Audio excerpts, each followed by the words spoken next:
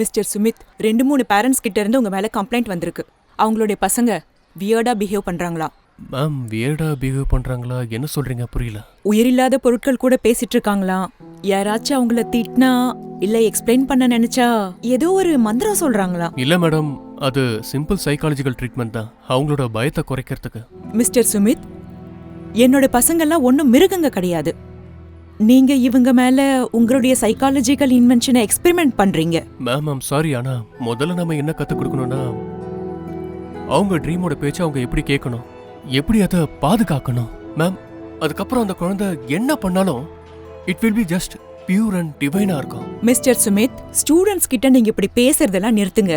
அதனால நான் உங்ககிட்ட என்ன ரெக்வெஸ்ட் பண்றேன்னா, ஹீரோ ஆக நினைக்கிறத ஸ்டாப் பண்ணுங்க. அதுக்கு பதிலா ஒரு நல்ல மியூசிக் டீச்சரா இருங்க. இதுதான் என்னுடைய ஃபர்ஸ்ட் அண்ட் லாஸ்ட் வார்னிங்.